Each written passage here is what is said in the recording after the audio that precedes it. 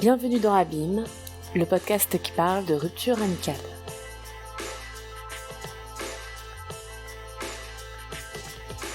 Épisode 2, Emilien. D'une manière générale, l'amitié, je dirais que c'est quelque chose qui a une grande importance pour moi. C'est quelque chose que je mets en parallèle de la famille, parce que c'est un peu une famille qu'on choisit. Je dirais que ça touche souvent les moments les plus intimes de sa vie. On se construit un peu avec l'amitié. J'ai eu, je dirais dans toute ma vie, j'ai dû avoir 4 groupes d'amis importants. Je trouve que les groupes peuvent apporter beaucoup de choses, parce que ça facilite aussi certaines relations, ça apporte du mélange des gens qui ne se seraient pas rencontrés. Je pense que quand il y a des amitiés dans un groupe, il y a toujours des rapprochements qui vont se faire. Donc il y a toujours une ou deux personnes où on va être un peu plus proche dans le groupe. Souvent ça peut donner lieu à une amitié qui va sortir un peu de ce groupe, ou je dirais qui va souvent survivre au groupe. Je dirais même peut-être que c'est ça qui fait que les groupes se détruisent, c'est que finalement chacun à un moment se rapproche plus ou moins selon ce qu'il vit d'une ou des personnes du groupe. Chez tous mes amis, il y a quelque chose que je trouve beau, une façon d'être, une façon de parler. Aujourd'hui j'ai pas 1 million d'amis. C'est un peu comme dans le jeu Sims en fait, c'est plus on a d'amis, plus c'est dur à entretenir. C'est un peu bizarre comme comparaison, mais mine de rien, une amitié ça s'entretient, même si je suis quelqu'un qui conçoit très bien une amitié, on peut se voir que 2 fois par an et rester une amitié très forte. On peut pas avoir 20 vrais amis, c'est pas possible, mais je pense que c'est rare en tout cas. Forcément, la vie elle sélectionne aussi naturellement les relations. L'amitié, c'est comme un amour, faut prendre des risques. Et moi, la solitude, c'est vraiment pas un truc qui me définit. Moi, je fais tout avec tout le monde. Faire quelque chose n'a d'intérêt que si je peux le partager. C'est un peu, enfin, pour moi, c'est un peu l'important dans la vie, sinon, c'est un peu triste.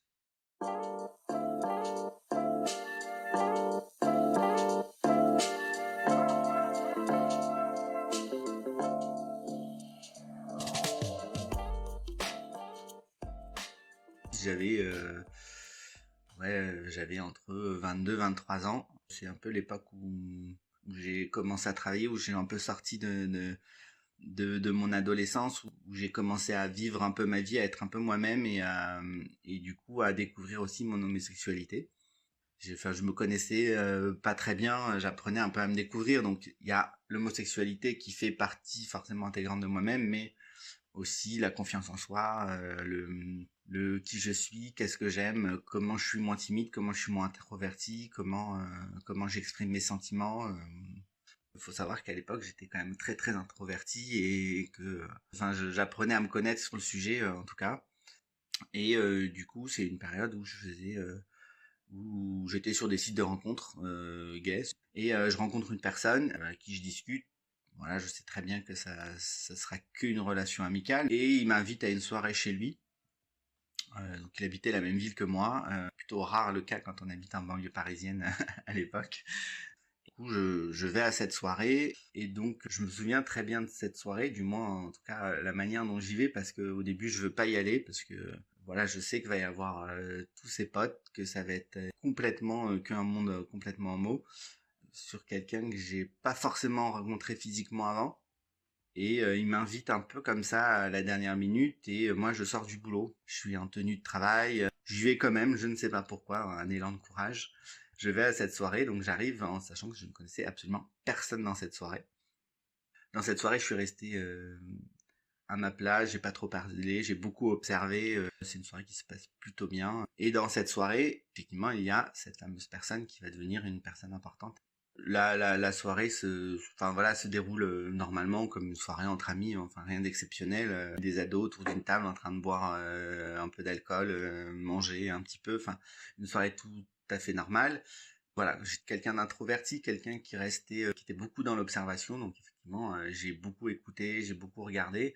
Il y avait dans cette soirée un des couples où il y avait un des garçons qui m'a beaucoup intrigué. Comprendre pourquoi, je saurais pas vraiment le dire. Sincèrement, je sais pas beaucoup le dire.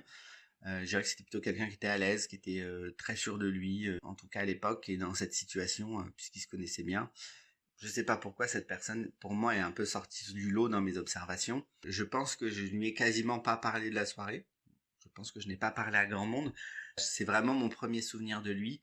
Et donc cette personne est devenue mon meilleur ami. Cette soirée était le début du commencement de mon intégration dans un groupe d'amis qui a duré quand même, je dirais à peu près 3-4 ans quand même.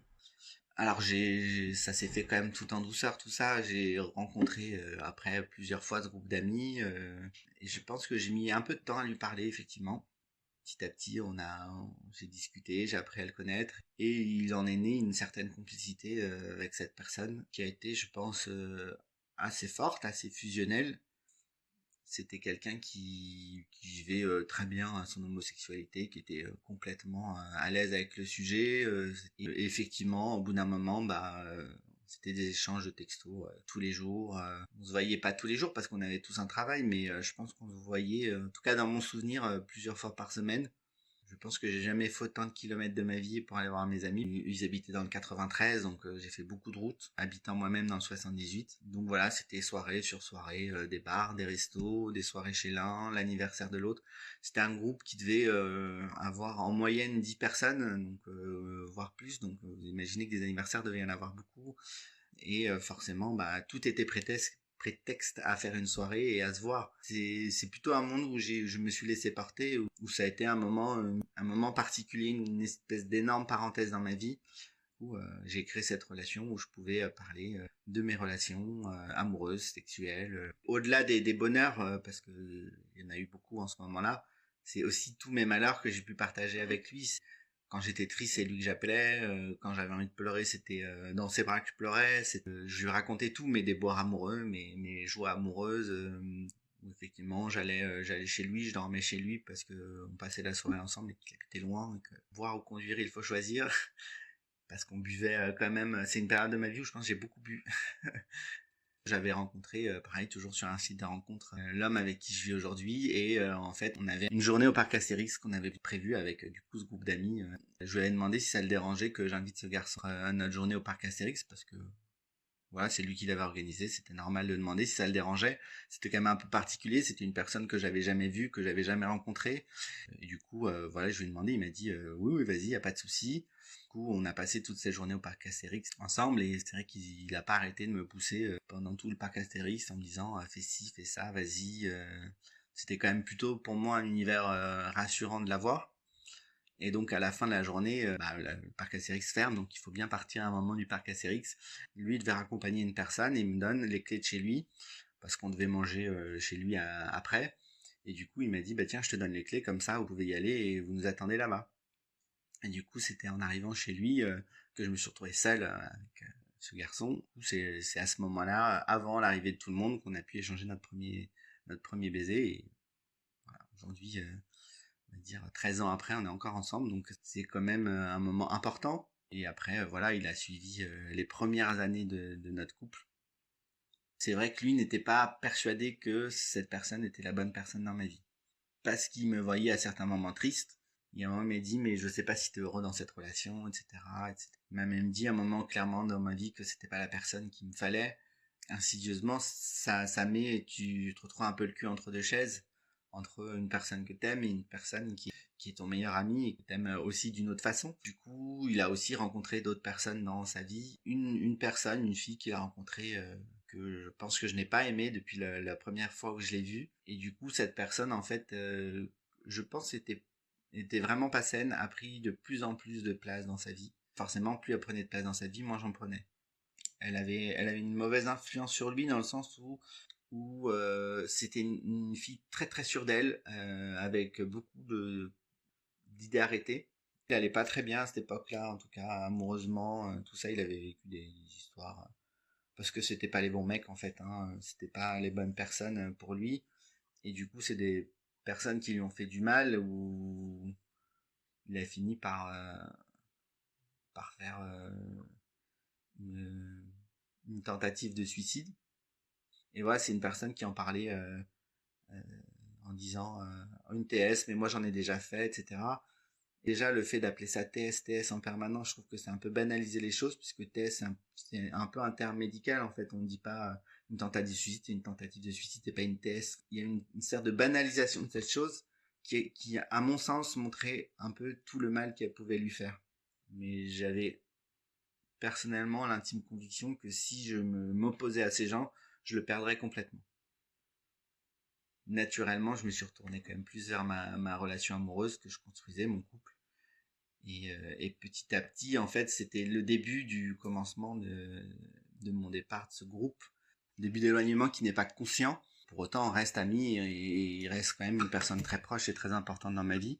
On avait prévu déjà depuis un moment de faire des vacances à Nantes, dans la maison de ses parents. Donc c'est des vacances qui ont été prévues, je crois, presque un an à l'avance. Et malgré tout ce qui s'est passé, ces vacances sont maintenues et du coup on part à Nantes. On était 4 ou 5. Parmi ces 5 personnes, il y avait son nouveau mec. C'était pas forcément quelqu'un pareil que j'apprécie énormément.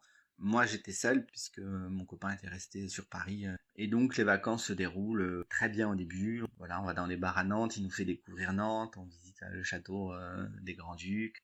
J'ai l'impression, dans mon souvenir, qu'on se retrouve à 3, donc lui, moi et son mec. Et j'ai le souvenir, à un moment, pendant 2-3 jours, on a fait à peu près toutes les boutiques de décoration de Nantes. C'est sympa pour moi une journée, mais c'est vrai qu'au bout de 2-3 jours, c'est pas l'image que je me fais de vacances. Et donc, oui, peut-être qu'au bout d'un moment, j'ai commencé à faire un peu la tête ou juste être indifférent ou peut-être que c'est un moment où déjà je me sentais plus à fond dans le groupe, etc. Et en fait, du coup, pendant le séjour, il me dit, ah, on va devoir partir, je crois, vendredi soir ou samedi soir, enfin un soir, qui était plutôt que la date prévue de la fin des vacances, en disant, voilà, ma sœur revient, il faut qu'on parte. Et donc arrive le soir de cette date où on devait partir, où il vient dans ma chambre, qui en fait était sa chambre, et où il rangeait également toutes ses affaires. Et là, il me dit, écoute, faut que je te le dise, en fait, on ne doit pas partir, c'est juste que j'avais envie que tu t'en ailles.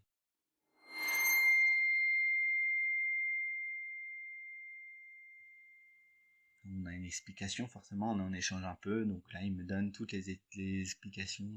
On a l'impression que tu te fais chier, ou tu t'es pas intégré au groupe, ou voilà, des excuses un peu à 2 francs 6 sous. Voilà, j'ai mangé une fois dans la chambre et c'est impardonnable, ou genre de choses comme ça.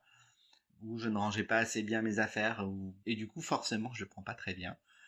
Du coup, j'ai fait ma valise, j'ai mis dans la voiture et je suis parti. Je suis parti à la Baule, puisque je devais enchaîner avec chez une autre amie. Au moment où il m'a dit toutes ces choses, et au moment où je suis parti, effectivement, il y avait de la colère. Parce que pour moi, ce genre de situation ne peut engendrer que de la colère. Je pense que ça touche ma fierté. C'est la première fois qu'on me dit ce genre de choses et qui correspond pas du tout à ma personnalité.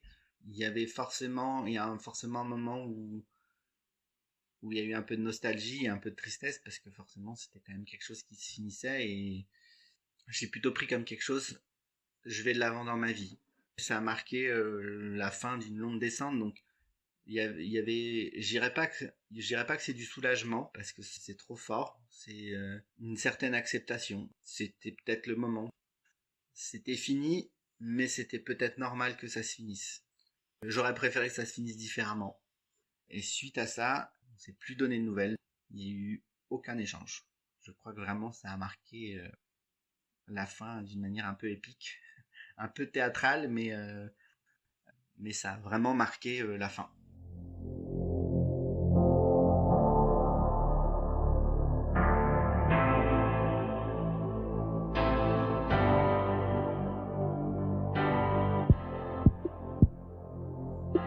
Me dire est-ce que je me suis pas assez battu peut-être, est-ce que c'est lui qui est parti, est-ce que c'est moi qui me suis éloigné, aujourd'hui je ne saurais pas le dire exactement parce que je pense que c'est un peu des deux.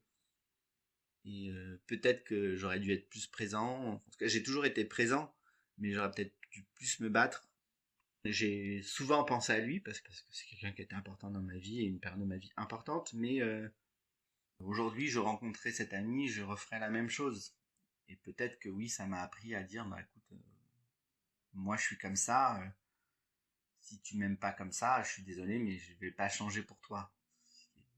Et à l'époque, moins évident pour moi. Voilà, je me souviens très bien le nombre de fois où j'ai pleuré dans ses bras parce que ça allait pas, ou le nombre de fois où j'ai pu rire avec lui, ou parce que j'étais content. Ça n'a, en tout cas, c'est des souvenirs que je pourrais pas oublier, mais ça reste quand même des éléments très très importants dans ma vie, en tout cas dans ma construction. Et en 2013, il m'envoie un premier message en me disant qu'il avait jamais oublié notre amitié et qu'il aurait aimé renouer contact. Je n'ai pas répondu à ce message parce que j'étais passé à autre chose. Il m'a recontacté une nouvelle fois en 2014 à l'occasion de son mariage. Voilà. Et j'ai répondu à ce message. Il avait fait l'effort de me donner ses nouvelles et voilà, qu'il me disait qu'il allait se marier.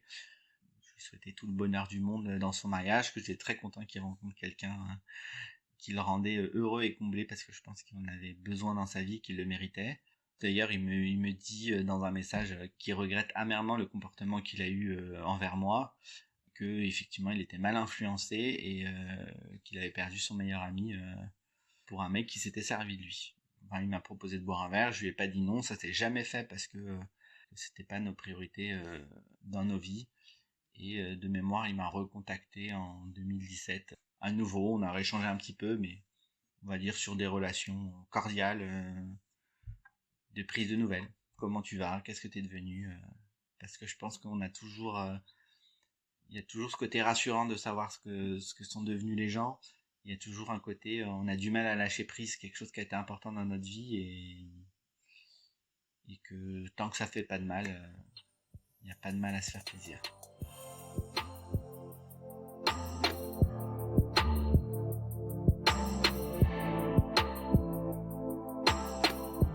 C'était Abîme.